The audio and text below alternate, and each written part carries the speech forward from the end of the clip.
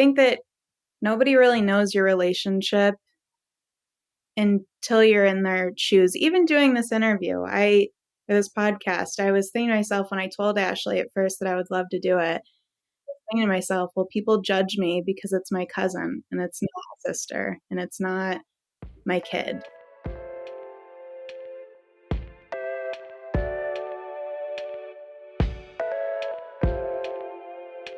Hey, welcome back to another episode of The Day After. On today's episode, we have Nicole joining us. She shares about losing her cousin at just 9 years old. She opens up about the impact of that loss and how it has continued to affect her life all these years later. We are so grateful for Nicole's vulnerability and her willingness to come on the show and share her story with us and with you. And while I have you, don't forget to rate and review the show wherever you listen to podcasts. It seriously does go a long way to helping support the show, the work that Ashley and I are doing, and all the guests who have come on and been willing to share their story. So go ahead, grab your tuna tea or soju, sit back, and enjoy this episode of The Day After.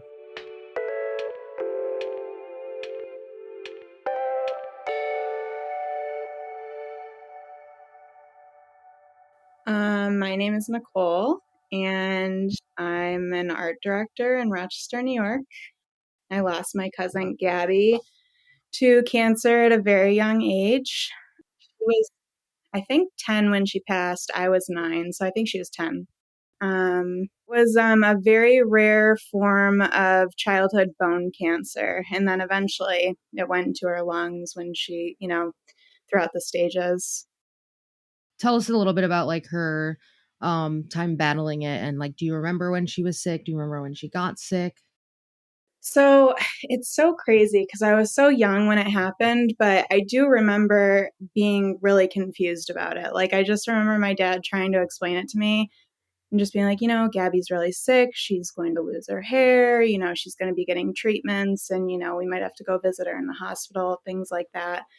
And Gabby was all over the place. She was super like spunky and couldn't sit still at all. And she was still like that even when she was really sick. You'd see her, she was still very sick and did slow down a bit, but still wanted to do like arts and crafts. I remember we would be up at the cottage and we would paint rocks from the river. Like, it was just, Ash, we did that with you too. It was like, Yeah. She just always wanted to be active, but she definitely did slow down. She went into remission once. I think she went into remission once. Sorry if I'm getting any details wrong, but it was a long time ago. But she went into remission once, and then pretty quickly, I think a couple months after, she went out of remission and had to start treatment again, and then went downhill very quickly. That's when I saw her at her most sick. Mm-hmm. Was that last little bit of time. And it was, it was quick, and it was weird because, you're so young, you don't really understand the finality of death at that point. Mm-hmm. So it was just to see her so sick and to not really understand it.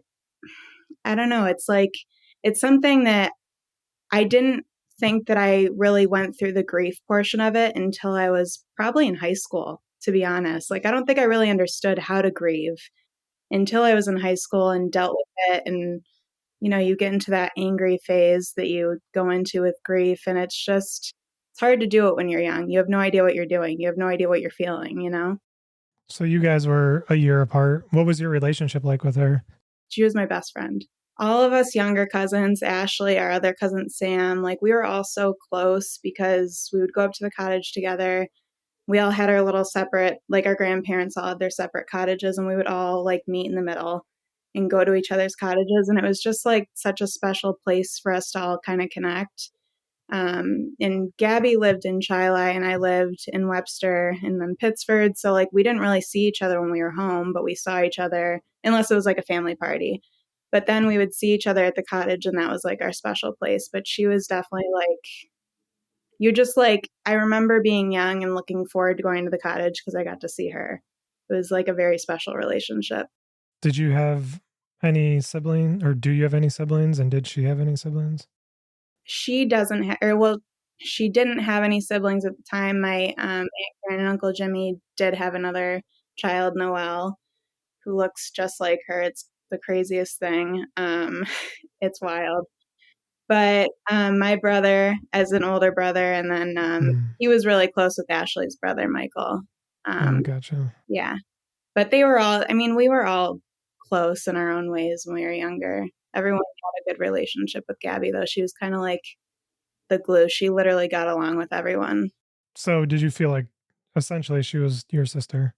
Yeah. I mean, yeah. I feel like that's kind of what cousins are. They're like your siblings that you wish you could have Some picked. of them. So. Yeah. Ashley wasn't for me, but maybe now. That was for other reasons out of our control. Yeah. Okay. That's true. Fair enough. We might as well dive into it. But I was like, one thing I was wondering was if you remember, so I feel like Gabby and my mom were sick at a similar time. Again, like I feel like when I was a kid, I just like remember nothing except some pieces that, but I remember Gabby being sick, but for some weird reason, like it doesn't compute that they were sick at the same time to me. Yeah. I think that they briefly did what age were you when your mom died? I was 9. She died in 2002. They definitely briefly overlapped because I think Gabby passed in 2001. Yeah. Yeah. So crazy. I don't think that I put together that they were sick at the same time either. So, okay, so she dies, you're 9 years old. Like, what do you remember being told about her death? Yeah. I remember my dad, for some reason, I think he had a pickup truck at the time. It was like a really small pickup truck. I remember that. And I remember me getting in the car after school and him picking me up and him like just being like, honey, I have to let you know, Gabby passed away. She's up in heaven now. And just like, it's so crazy because I remember we were at the wake, and wakes have been tough for me ever since Gabby's wake in particular. But her wake wasn't that hard for me. And I think that it's because I like remember it so strongly. I kept going and getting back in line to go and say goodbye to her again. And I would just get out of line, go back in line, give her a kiss, get out of line, go back in line. Damn. So it's like, I was 9 years old. But it's just such a vivid memory of doing that. And I think again, it's like, my dad told me I was really upset, but I didn't like fully understand the finality of it. And it really is like, it's, they're not coming back after that. And, you don't really understand how to deal with that at such a young age. We probably were told something like they're going to heaven, and you're like, what's heaven? Yeah. Like, it's this magical place with every toy that they've ever wanted. And then They're it's not like, pain anymore. right, They're good. Right. And 10 years later, you're like, why the fuck am I so angry? Where is all this anger coming from? Oh, that. So you get into high school. When did you start noticing that it was probably the grief from losing Gabby? I would say probably around 9th grade. I think that, in school, I already had been going through a lot of like, just weird growing up stuff. There's bullying and then you weird phases. I mean, I was emo for like 4 years and like, yes, me too. Things, like emo till you die, and fully felt my feelings. And I think that like 9th grade was such a, like 9th and 10th grade, I feel like I really felt it. Like I was going to visit her grave probably that weekend or so. And just like in it, like fully feeling it. And I started going to therapy in high school. And I honestly am such a big advocate for therapy. I think everyone needs it. Even if you don't have loss, you need it. But I think that 9th and 10th grade was like when I really started to feel it. And I didn't fully get out of the grief, I think, until oddly my goddaughter Emma was born. And like something clicked in me where I just was like, maybe this is like weirdly what life is all about. Like people die and people are born and like we all have our time here. It still sucks, obviously. Like Gabby was such an amazing person. You want her here forever. But like, I don't know, just something weird happened to me when my goddaughter was born. Like I could finally like fully understand the circle of life, I guess. It's weird. When was she born? My goddaughter was born when I was 20, I think, Okay. So you have 5 years of going through the shit. of like weird anger and not really understanding Yeah. that either, you know? Did you ask to go to therapy, or did one of your parents suggest it? My dad knew that, like, you know, I was going through it, and I don't think he really knew that. I think there are a lot of reasons why I needed to go. But Gabby's death was definitely like a lot of where my anger was coming from. And I remember talking to my dad and just being like, I don't understand how you can believe in a God if they could take away like such an awesome human being. And how could you not be so angry about it? And like we finally like had this big conversation. He's like, okay, well, I think that you need to go and talk to somebody because it's beyond what I can do. Yeah. So I started doing that, and like I've been going to therapy ever since. I think it's amazing and so good to be able to like have an outlet like that. But yeah, my dad was just like, yeah, you need a lot of help. So then your goddaughter was born. What makes you think that that's when you process the grief, or to use your words? I don't know. I also had I know that around that same time I weirdly had a dream of Gabby also, and I haven't had one since. It was a one-off dream where she like came and told me that she was good. She's like, I'm good, I'm happy, I'm fine. And that happened right around the time that Emma was born. And I think it was just like this weird, like maybe even within myself, I don't know. It was just like this weird essence of like me finally like coming to peace with it. I think there's only like so long you can feel that angry, you know, and feel that upset. I'm not saying that it ever like fully goes away because it definitely doesn't, but there's got to be like something that can help pull you out. And for me, it was, you know, Emma's birth. And I think that dream from Gabby, it really helped. Yeah. So you keep saying the word anger. So it sounds like your expression of grief was anger. Can you talk a little bit about what that anger looked like? I think at that time, I just was so angry because I didn't understand how a 10-year-old could be taken away. You know, it's awful. She didn't get to live her life to whatever she was going to be. She didn't get to live it. And that really, really upset me. And beyond that, you know, and I don't talk about this. I actually haven't talked about this with anyone, but I might as well talk about it with you guys. But I had like this weird sense of survivor's guilt. And I think that it's because we were so close and we were around the same age. And I was like, you know, why was she the one that got it and I didn't? Yeah. Felt guilty about that for years.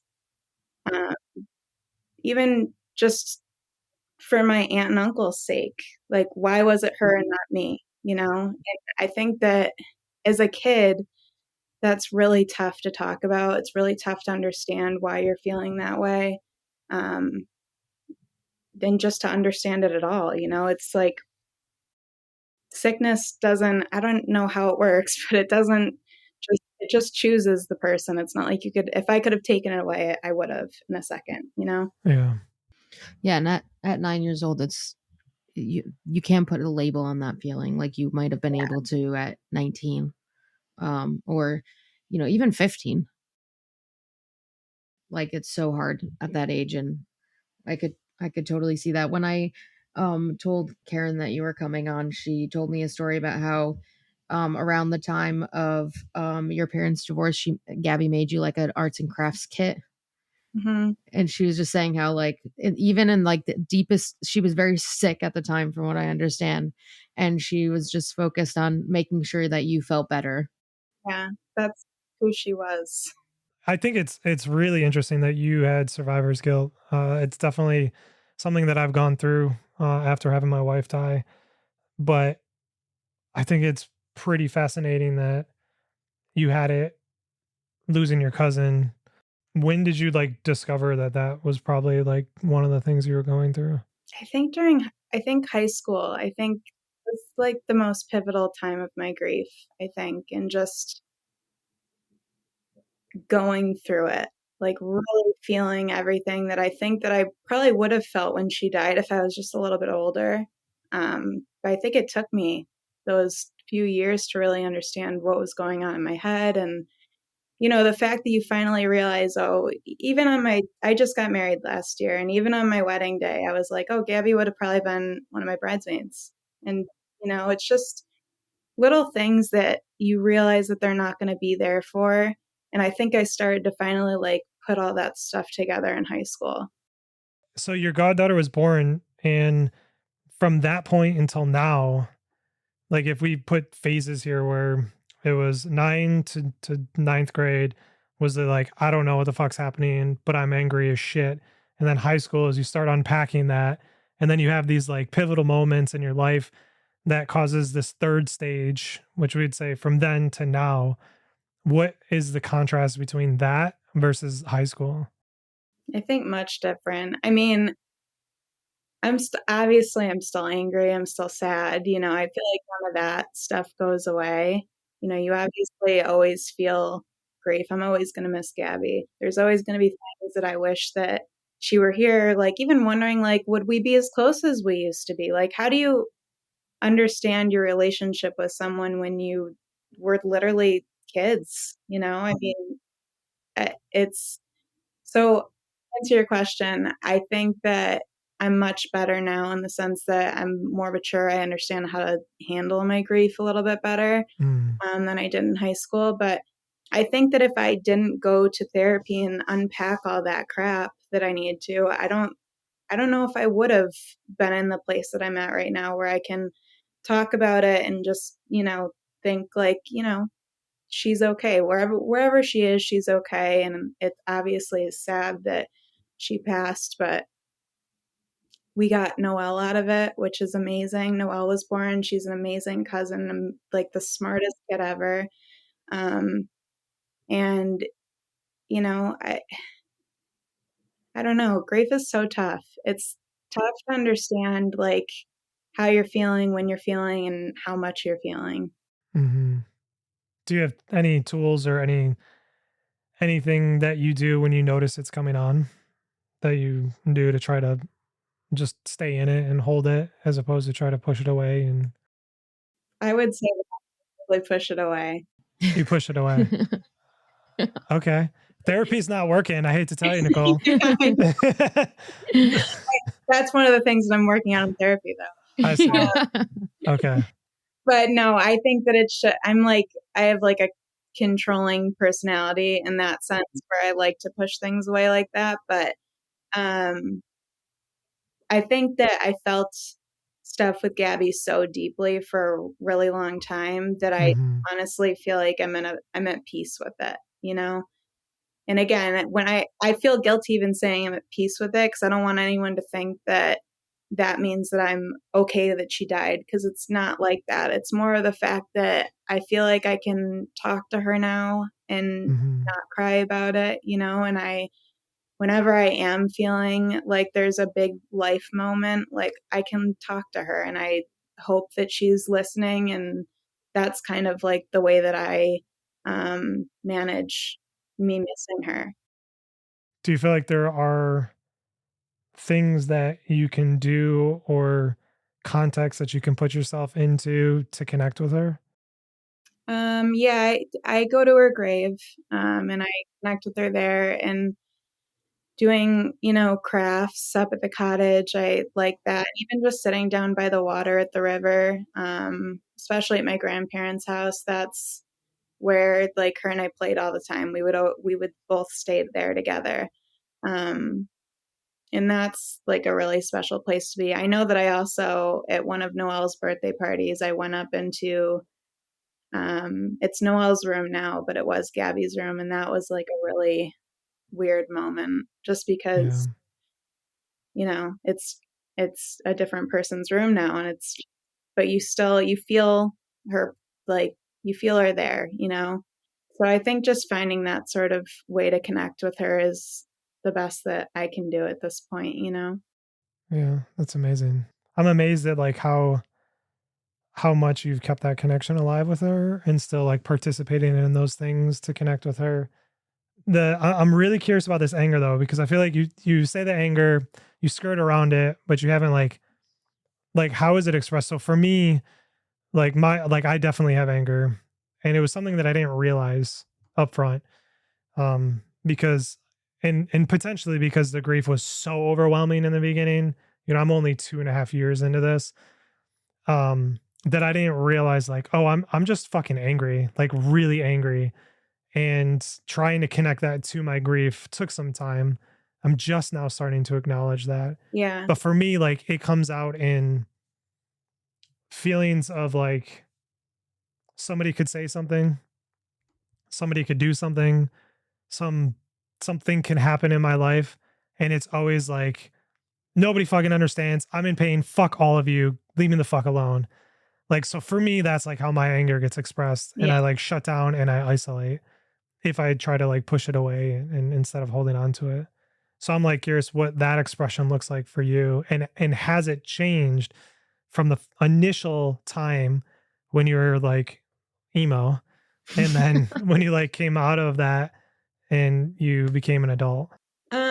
Yeah, I mean, I would say that I did the exact same thing as you. I would shut people out, or I would say, you don't get it. You don't understand how close we were. You don't, you just don't get it. I'm the only one that's hurting. You're not hurting, and you don't get it.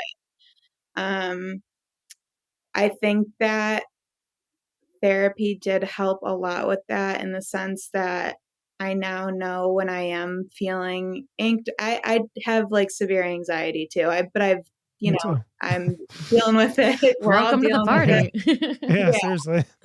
So now I know, at least when I'm anxious or things like that, now I can actually talk to people about it. And I know what triggers me, and I know, like, if I am going to have a panic attack, I know what to do with it. Yeah. But at the time, I had no idea. Like, I had no idea I had anxiety when I was younger. I had no clue as to be like, I had no idea that I was depressed. I knew that I was depressed, obviously, but I didn't know it was like depression to that level, you know? Yeah. And I think that a lot of that anger, when you're a kid too, people are like, oh, she's just an angry teenager, those Yeah. hormones, Yeah. but you're feeling a lot when you're that young.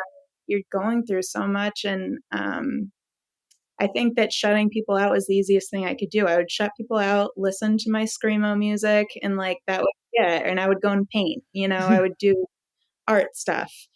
But now I don't shut people out as much anymore, just because I don't, it's not as productive. But however people are going to deal with it, that's how they have to. Did you connect with Gabby's parents through all of this, like after she died, or no? I mean, Aunt Karen and I have talked about it. We don't talk about it as much as we probably could talk about it. It's hard because I love them and respect them so much. And it's hard because I know that their level of pain is probably astronomical compared to what I went through. And I would never want to diminish that, nor do I know really if bringing it up is ever the best thing to do. And I talk about it when Aunt Karen brings it up to me. But I never want to just bring up Gabby. Yeah. If it's not, I don't know. It honestly, it makes me nervous. Yeah, of Yeah. course. Yeah, that seems like that would be a tough line to toe. Yeah. I just feel like as a parent, it's got to be the worst feeling in the world to lose a child, and I can't imagine what they dealt with, Yeah. One thing I want to ask that definitely comes up in my mind a lot of times when you hear people talk about like intense grief like this, it's usually, especially like with everybody we've been interviewing, right? It's like losing a parent young, losing a partner, and it's always these like what society thinks is like really close relationships. Mm. Has there ever been times in your life where you feel like people are going to judge how difficult this has been for you because it was a cousin just a cousin, air quotes, and not like a sister or something like that? Yeah, I definitely feel like that. I think that nobody really knows your relationship until you're in their shoes. Even doing this interview, this podcast, I was thinking to myself when I told Ashley at first that I would love to do it, thinking to myself, well, people judge me because it's my cousin and it's not Right. my sister and it's not my kid. Right. But anyone that knows me knows how close I was to Gabby, and I know how close I was to Gabby, and that's the only thing that I can do is just remember the fact that we just loved each other, and she was my best. I wanted to be her when I was little. She's my best friend. She was my inspiration as a kid, and I just thought that she was the coolest. And if people don't understand it, they don't. But I definitely feel like that has always been a concern. It's goes along with that like survivor's guilt too. Like they go hand in hand next to each other of like the big concerns that you have. Yeah. Personally, that was why I was so excited you were willing to come on, because I think it's hard to like put it. Well, exactly all the points you raised, but to me, no one can put no one can say, oh, it's just your cousin, so you can't grieve. Like, Yeah. hey, some people have asshole parents that they lose and they're like, I'm glad they're dead. Right. So Right. like, if you were grieving the loss of someone that you feel so strongly and are like open to talking about it, this is this place to do it. Yeah. Exactly. Yeah. I definitely second everything that Ashley said. I think it's amazing that you're willing to talk openly about this, because in my experience and what it seems like I'm hearing from other people is there's this really fucking shitty expectation that society puts on people going through grief of like, okay, it's been enough time, just get through it, you're good. And then we put all these like tiers of grief and labels on it. And I want to believe it's just for a lack of education and a lack of open discussion about it. And like Ashley said, like, we don't know people's relationships. Like, we don't know the impact that people have on our lives and what that grief is and what we carry. So, I think there's going to be a lot of people who listen to this that connect with you and feel validated, that like, okay, finally, it's okay that I'm struggling and it was just a cousin or just whatever the fuck it is. Like, Yeah. it doesn't matter. It's the relationship that matters, not the label of what they were to us. Right. Yeah. I think it's so important to, even what you guys are doing, I've told Ashley a million times, like, just feel like talking about grief needs to be something that is more normalized. Nobody wants to talk about it because everyone wants you to get over it immediately. If it's over a year, you should be over it at this point. Go get help if you're not over it. Exactly. There's more that goes into it, Mm-hmm. Yeah, I actually saw on LinkedIn today, there was like a job description. One of the benefits, air quotes, was grief time. They're like, we know that you can't grieve it with unlimited PTO, so we'll give you 2 weeks. I was like, wait, what? Oh my gosh. So does that bad. make sense? Like, No. I was like, I think that, I will say, I do think that it's great that it is recognized in separately, because we do recognize like disability or short-term disability, like if whatever. So it's almost like we have come a little bit of progress, but it's also like there's so many waves of it, right? Like, it doesn't necessarily happen in just the 2 weeks after. Like, that's like the time that I was probably like the most okay. Exactly. Because you're so in shock. You have no idea what the fuck's going on. Yeah. These labels and that we don't allow, we like do all these comparisons in grief, and you were, able to share that with us. And that's awesome. And that's beautiful.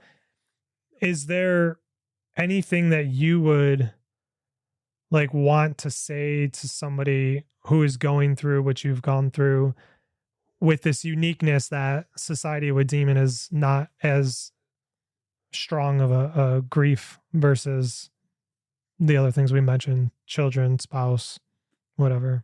I would say to feel it, let it, like fully feel it, and talk about it because I didn't want to for years. And I think that's why I was so angry because I kept shutting people out and not understanding why I was really so upset.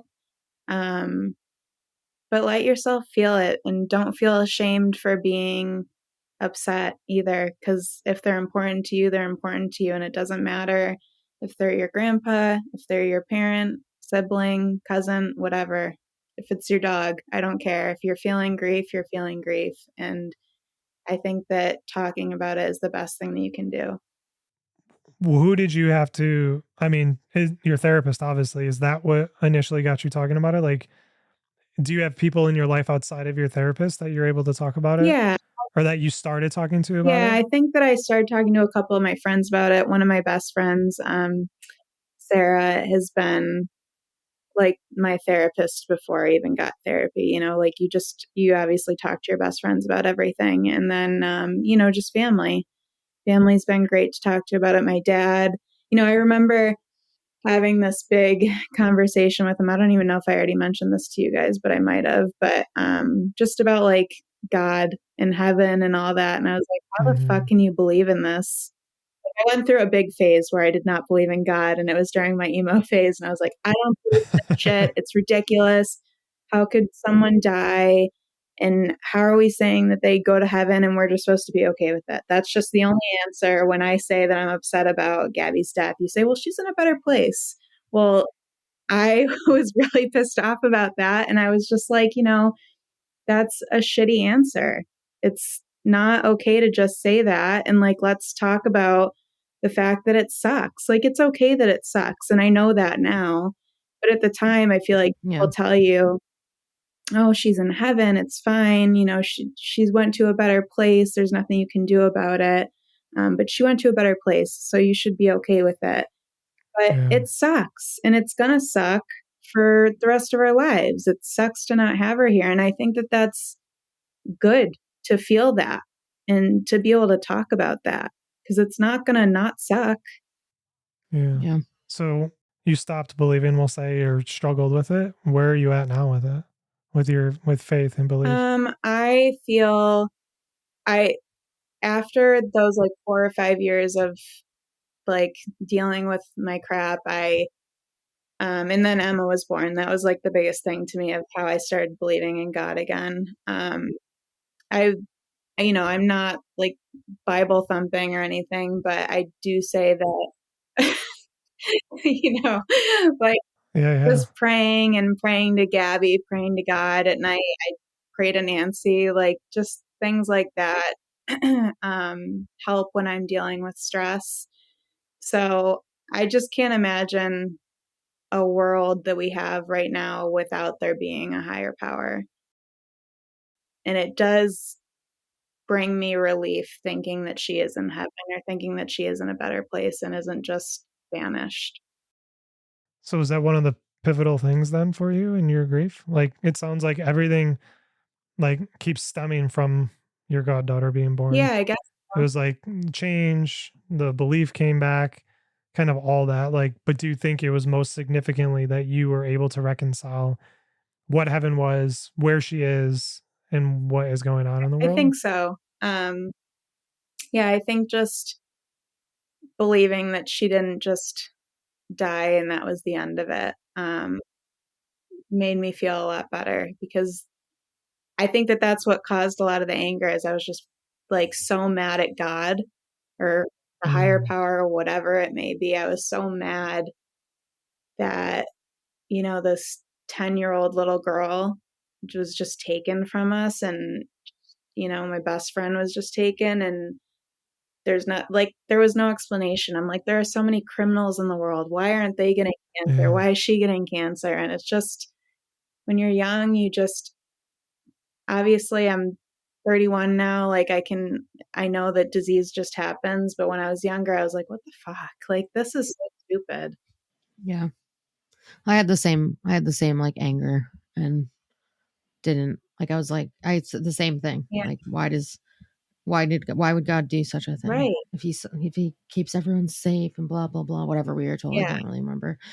But I had, I think I can't remember what episode I was talking about this, but I literally like stood up at church and said after my mom died, like I hated this place. No way. Yeah, because I went to this youth conference in Kansas City, and that was a moment where I kind of was like, all right, maybe I do believe, like, or still believe, I should say. Yeah. And yeah, they asked me to like talk about it, like give the church an update on it or something like that. I'm not quite sure why, but I did. I was like, yeah, I used to hate this place and not believe in God, but this really changed my perspective, which it really did. It really did. I like I say that it sounds like I'm joking, but I think it did bring back a little bit of the spiritualness that I lost after she died. Yeah.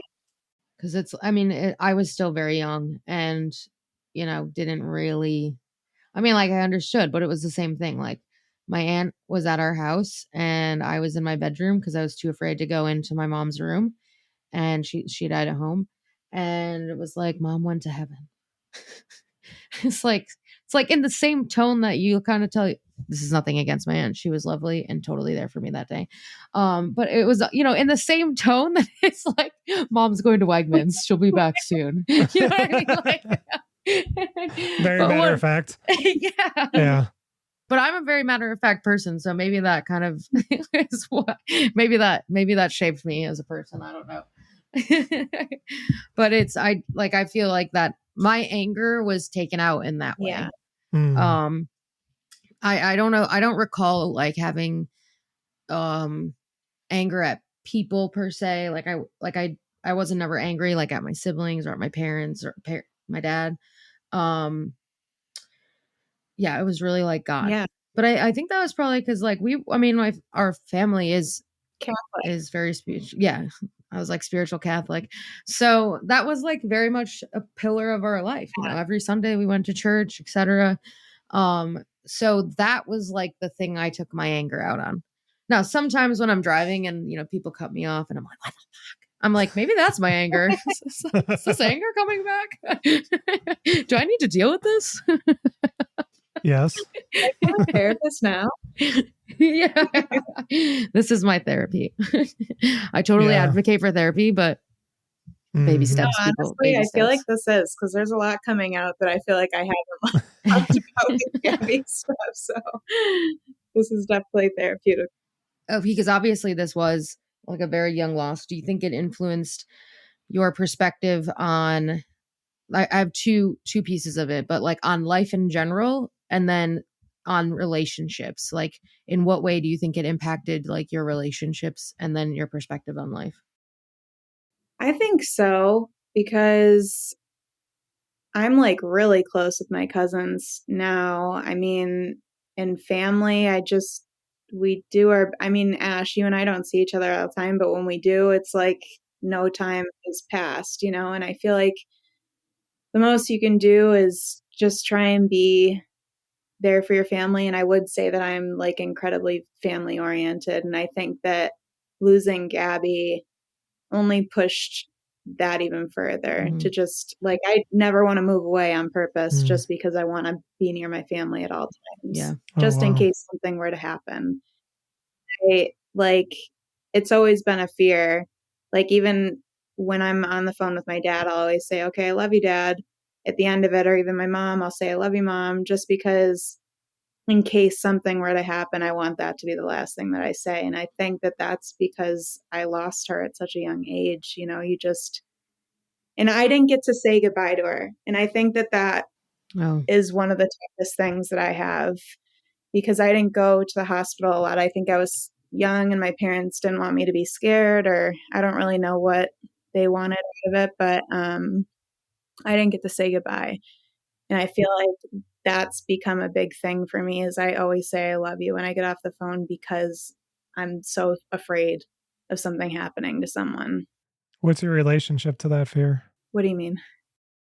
How do you, like, when you view it, right? Like, you're externalizing it right now. You're talking about it. It's outside of you. Yeah. So if you look back in on it, how do you feel about where you have this need to have to always say, I love you, make sure that you're like communicating these things because of fear, but not because of like fully because of expression, or that it is expression, but there's always this level of fear underneath it. Yeah. I feel like it's just this really big level of fear and also like a level of like validation. Like I need people to know how much I care about them because I don't want there to ever be a question. And like I think that I did question that when I was grieving Gabby for a while, as I questioned, did she know that I would want to say goodbye to her? Did she know that I wanted to be at the hospital way more than I was? Because if I could have, I would have been there every day with her. But as a 9-year-old, I didn't have, my parents worked. I didn't have the option of doing that. So I think that there's that level of validation and just like wanting to prove to people that, I love you and I hope you're safe and, basically that you care. I feel like I do the same exact thing. I didn't say bye per se because I was too afraid to go into her room, which is not something that I like regret. Like that was like a scary thing. Like I knew what was behind the door because she had been in her bed for like days. But I literally like anytime I'm on the phone with someone, if Nate leaves the house without saying goodbye and I love you, I'm like, what the fuck? All I ask is that you say goodbye. It literally grinds my gears, and it's for that exact reason. It's just like you just literally never know. Do you view that as something to find growth in, or do you like that you have that? I guess to both of you. You love that you have that fear? I don't love that I have the fear, but I love that I like set my feelings out for everyone. I love that I tell them I love them. Yeah, I feel like I don't want anyone to ever question that I don't love them. And even if it annoys them, like, that I say it every single time or that I get upset if they don't say it back to me or if they don't say it immediately when we get off the phone, I don't really care because if you die in a car accident, I want you to know that I loved you. And that was the last thing I had to do. I don't think I'm mad about that fear. I think that's life. I mean, we've talked to so many people. Their dad went to bed and he never woke up. So and so. You don't have the luxury. It's not a luxury, but you don't have the luxury of knowing ever when it's going to be the last day, the last tomorrow. This is like so random, Nicole, but I saw your mom comment or share something on Facebook, and like one of her classmates was in the middle of planning a like memorial for one of their other classmates that died, and he died. Like he's literally like, in 5 days we're gonna have this memorial about this person. And you're like, I know, like you'd literally never know. She's like, 3 people that I went to school with have died, and she's like devastated by it. I'm like, Mom, I don't know what to tell you, man. Like, this is like, go to therapy, Mom. I don't know how to deal with that too. No, but I like, in all seriousness, I don't think that's not something that like makes me mad that I'm like that. I actually think that it's an amazing part of who I am, that I am always reminding people that I love them. And hopefully they see it as that. I mean, I can't imagine that they see it as annoying. It's not on you if they do. Yeah, she's so annoying. Yeah. Oh, Ashley always tells me she loves me. Why she gotta be so kind? So the other thing is, like, as you guys are talking about this, it's like this sense that you never got to say goodbye to Gabby, right, Nicole? You're talking about that, and now you want to make sure that you always express yourself to other people. That's beautiful. That's awesome. Something that comes up pretty often is people going to mediums. Is that something that's ever crossed your mind, to be able to tell her goodbye? Well, yes, I would love to do that. Do I necessarily know if it's real? Maybe not. I think that's why I pray to her all the time and hope that she can hear through that. But I would love to go to a medium just to see if she has anything to say back. I think that that's one of the things that you're always missing is knowing, like when Dave first asked me to marry him, I thought to myself, you know, I wonder what Gabby would think. I wonder if she would love him. And I think she would, because he's like the life of the party. But it's just to be able to, you just miss a lot. You miss so much of everything that, all their opinions and everything that they would normally say. And she had this like crazy contagious laugh, and you miss that. And it's just, to answer your question, yes, I think that it's just, you miss a lot. And What has prevented you from going? probably money, to be honest. They can be pricey. Yeah, probably money, to be honest. But I did go to the Long Island Medium. She had a show at the Blue Cross Arena Oh my that I God, went did to. you? Yes, and I was hoping that she would pick me, but she didn't. But that's fine. That's because she carefully curated and did a lot of Facebook stalking. No, I'm kidding. I don't even know who you guys are talking about. She's like this medium with this big hair. She had like a TLC show. Yeah. Like a popular medium. I actually don't not believe in them, but I just I just appreciate the signs and like the I appreciate the signs that I've gotten more. Like I find more meaning in that than I would in someone being like, your mother is so proud of you. She's telling me. But I'm not mocking it because I still think I would probably be interested in seeing what they have to say. Yeah. But there's also something that just freaks me out a little bit about it too. Or makes me uncomfortable. I don't know, maybe. Well, and I feel like, how do you know? Like, I'm sure that there are definitely real ones. So I think that there 100% people can, can feel things that I can't feel, which I think is great. But how do you know which one is that, or who's taking advantage of you? And do you really, like, you're already going through a lot. Do you really want to be taken advantage of? Yeah, that's I have a friend that recommended a medium though. And I was like, all right. Based on a recommendation, maybe. But we've had we have had signs even through like my little cousin, which I've talked about before, and those were just so like, I'm like, are you a medium? Do you speak? And that is like, that was stuff where it was just so natural, and like she wasn't here for any of it. So obviously she did not make that up. There's no way she made up the fact that like she was at Michael's Arts and Crafts where my mom used to take us. And like, no, Aunt Nancy's going to be there. And you're like, what? That's crazy. It's crazy. It's amazing. wild. It gives me the chills. Yeah. It gave me the chills. Like every time I hear the story or we talk about it, I still can't believe it. But like when you see a cardinal, I don't know, those like little things, that adds up for me. Yeah. Or I just butterflies for Gabby. So you've had signs that you believe are from Gabby? I think so. I mean, whenever I see a butterfly, I think of her. When she was sick, she used to wear these bucket hats, and it was the cutest thing, but that's what she would wear to cover her head.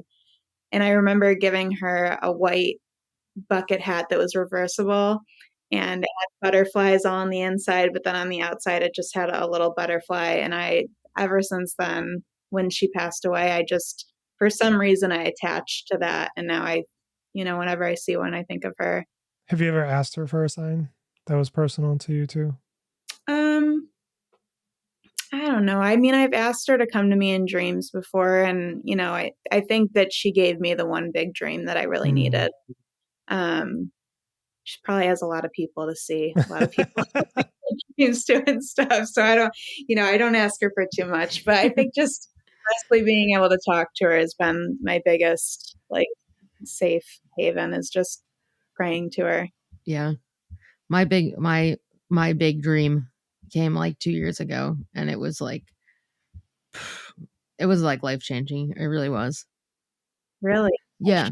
I don't know. I don't even know if there's words to describe it, but I was just like, because it had never happened before. It was like full color. I like woke up remembering it. I never wake up remembering like dreams, like I have to like literally write them down immediately. And it was like around this time 2 years ago, actually, because I remember it was like right before her death anniversary. I'm looking at the calendar up on my computer. It's like, but yeah, I remember it was like that. It was between her death anniversary and her birthday. which is always like a very weird month for me. Like, that's probably like a time when I'm a little bit on edge. April 8th to May 6th. It's just like the one 28-day cycle that I get to be a little bit angry Yeah, or something. their anniversary is really close too, because Gabby's is April 30th. Yeah. Yeah. But so it was like almost 1 year apart exactly then. Yeah. I wonder sometimes like if it would have been easier for us or better for us if it happened when we were like the age that we are now. I know.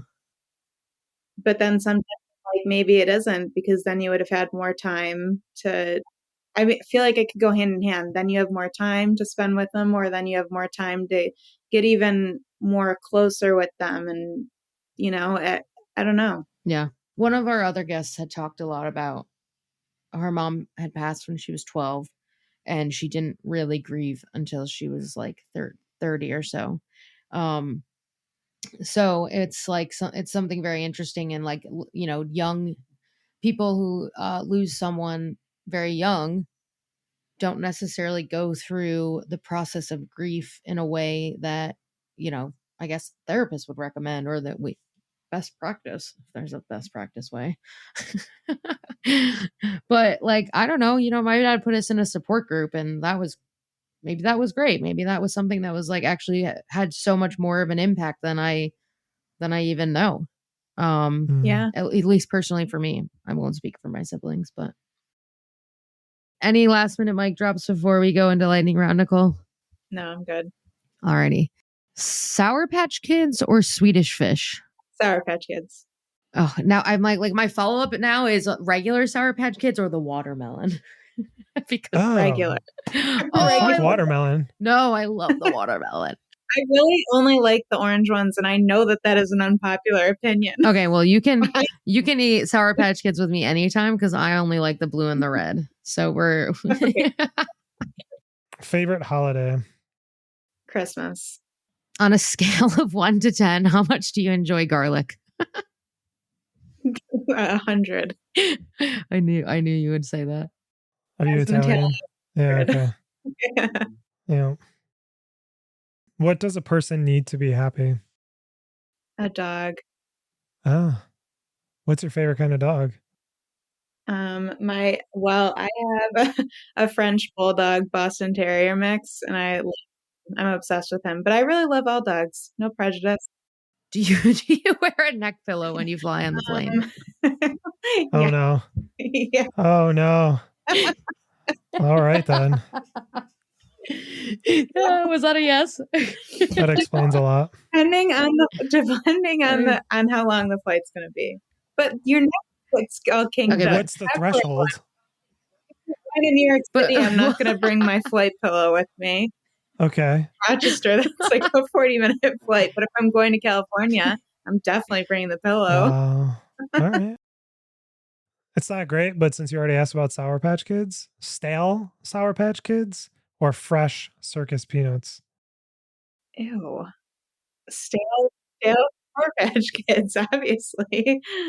Yeah, my sister loves circus peanuts, and they are disgusting. So disgusting.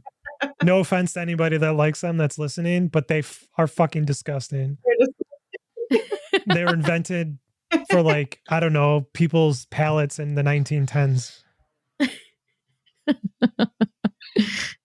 Well, because I know that you're a baker, I'm going to ask what your favorite cookie to make is. Oh, probably. This is so hard, but cucciolati. Grandma taught me how to make them, and it's my favorite. You got to explain them for people that don't know what that is. It's a fig and date-filled cookie with like a pastry dough around it. They're fantastic if made correctly. I'm so hungry now. Would you go to the movies alone? No. And I think that I would love to be the person that would go to the movies alone, but I think that I know I'm a very emotional person, and I think I would cry. Wait.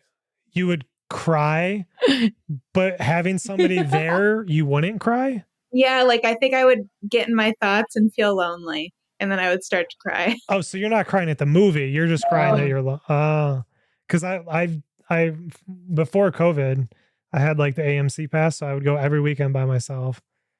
And I would just legit just be in the movie theater crying by myself because of the movie, though, not Right. because I was lonely. No, yeah, I think I would go out of loneliness. Yeah. I'm like the same way. I think we're the same person. Although I have gone to the movie once by myself when I first moved to London. And I had like a movie theater literally like 5 minutes walk, and I didn't want to really go out, but I wanted to like do something, so I went to the movies. I'm not opposed to going by yourself, but I feel like there's something joyful about seeing a movie with people or someone. But yeah, thanks for coming on. Thanks for sharing. I do like Ashley mentioned too. I think it's going to be super validating for a lot of people, and not everybody feels comfortable talking about their grief. So I think it's amazing that you're able to share that in this particular instance as well. So definitely appreciate it. Well, thank you guys for making the platform for people to do it.